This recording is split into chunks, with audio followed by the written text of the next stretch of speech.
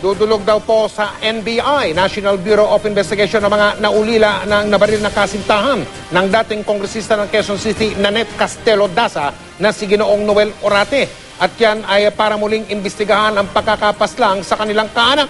Ang pamilya Daza, iginiit kasing self-defense ang pagkakabaril kay Orate. Matapos umano niyang mang-hostage, nakatutok si Julius Segovia. Sa report ng Crime Laboratory ng Quezon City Police, nakadapa raw ang napaslang na si Noel Orate nang datna ng soko sa bahay ni dating Congresswoman Nanette Castelo Daza sa Sikatuna Village Biyernes ng gabi. 5 tama ng bala ng baril ang tinamo ni Orate na sinasabing nobyo ni Daza, 3 sa dibdib at 2 sa tagiliran. Pinagbabaril si Orate hanggang sa napatay ng manugang ni Daza na si Bulacan Board Member Romeo Alan Robes. Agad din namang sumuko sa pulisya ang suspect. Pero para sa kampo ng biktima, murder at hindi homicide ang dapat na ikaso kay Robes. Kung babaril ka sa harap, babaksak ka nakatihaya. Pero pag babaril ka sa likod, babaksak ka sa ano? So ano po ibig sabihin ng base sa iyo? So kung binaril siya sa likod, merong treachery. Hindi siya handa. Murder yun. Sabi ng pamilya Daza, self-defense ang nangyari. Ipinagtanggol daw ni Robes ang asawang si Jessica na 7 buwang buntis at biyanang si Daza sa pang-hostage umano ni Orate. Ang pagtawag nga raw sa pulis para humingi ng tulong ay pasikreto. The call was secretly done para hindi makita ni Noel Orate. Kaya nga siguro ang umabot na information sa mga pulis is commotion.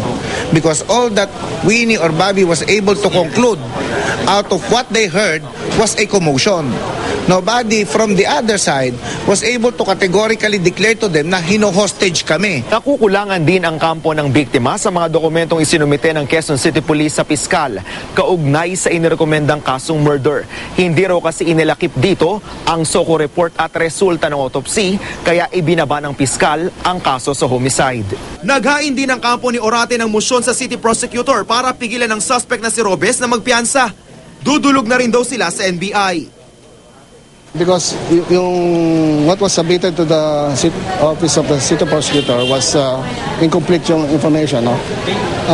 Para hindi naman sila ma-pressure doon kung sino man nagpa-pressure, kung meron man, ano? I'm not saying na meron, no? Just para mawala lang yung doubt, no? We will be going to the NBI to request for a investigation.